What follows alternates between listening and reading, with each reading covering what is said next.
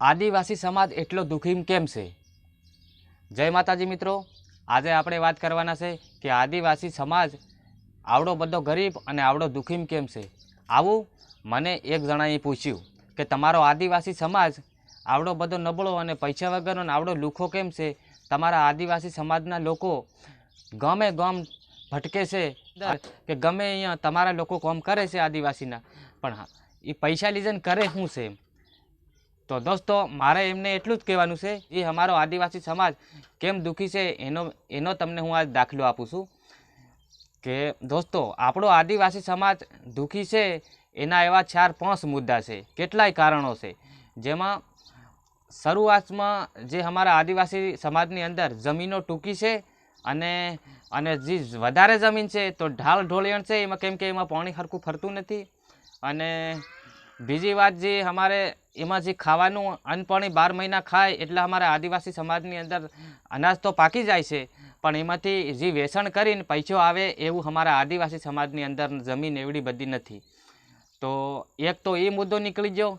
અને બીજી વાત રહી તો અમારા છોકરા છોકરી હોય, જે કોઈ દીકરી કે વહુ લાવવાની હોય કે આપણે દીકરો ભણાવવાનો હોય, તો એમાં અમારે કોઈ દીકરીને ભણાવી તો એના અમારા લોકો 4-5-6 લાખ રૂપિયા લે.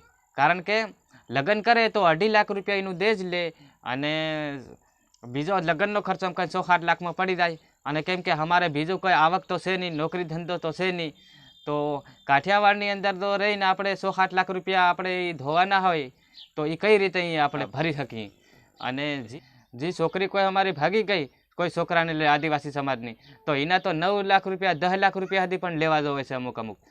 તો એ કેવી રીતે ધોવાના? એક તો એ મુદ્દો થઈ ગયો, 2 મુદ્દા પૂરા થયા. અને દોસ્તો, ત્રીજો મુદ્દો એ છે, એક તો અમારા આદિવાસી સમાજની અંદર જે દારૂનું વ્યસન છે. દારૂનું વ્યસન તે ભાઈઓ પીવે પણ બહેનો પણ પીવે છે અમુક આદિવાસી સમાજની અંદર, અમારા આદિવાસી સમાજની અંદર. હું ખુદ આદિવાસી છું, પણ દોસ્તો તમને જેવું લાગે એવું પણ મારે આજે કહેવું પડે, કેમ કે ભાઈઓ કદાચ દારૂ પીતા હોય પણ બહેનોને હવે દારૂ ના પીવાય. કેમ કે આગળના આપણા વડીલો જે હતા એમાંના કોઈ દારૂ પીને મરી ગયા અને એને જિંદગી કાઢી નાખી. પણ હવે જે આવનારી પેઢી છે એમની બહેનોને દારૂ ન પીવો.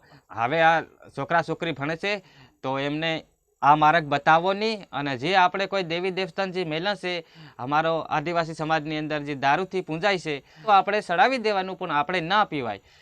તો એક એ ખર્ચો, કેમ કે દારૂમાં ઘણાની જિંદગી બરબાદ થઈ ગઈ છે ને એ લોકોને કંઈ ખબર પડે નહીં. અને હમણાં કાઠિયાવાડની અંદર આવી તો પણ દોસ્તો, આમાં 300 રૂપિયા આખો દિવસ કામ કરીએ તો મજૂરી આપે છે. એમાંથી જો આપણે દારૂનું વ્યસન હોય તો એમાંથી 100 રૂપિયાનું તો આપણે પી જવાના અને ખાવાનું કાઢવાનું, એટલે એમાં વધે નહીં દોસ્તો. તો આપણે ખાસ કરી નોંધ લેવાની છે આદિવાસી સમાજને કે આમાં આપણે હવે સુધરવાની તક છે તો આપણે આગળ આવશું, નકર આપણે આગળ આવે એવું છે નહીં. આ ખર્ચો જો ઓછો થઈ જાય તો અમારા આદિવાસી સમાજ બહુ દુઃખી નહીં થાય અને કાઠિયાવાડની અંદર પણ ઓછા આવવાનું થાય. કેમ કે એમને બીજો ઓછો ખર્ચો હોય નહીં. અને બીજી વાત એ પાછું એક 12% વ્યાજ.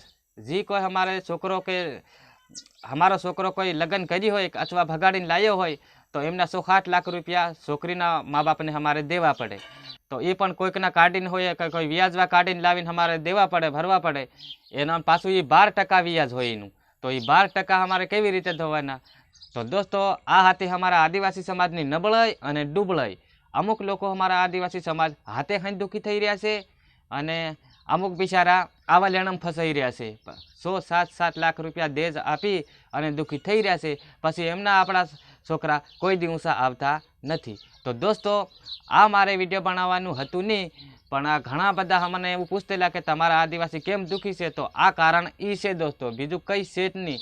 તો દોસ્તો, આ તમને મારો વિડીયો સારો લાગ્યો હોય તો ચેનલને સબસ્ક્રાઈબ કરી દીજો और वीडियो को एक लाइक कर देना. મળું એક બીજા નવા વિડીયોમાં. જય માતાજી.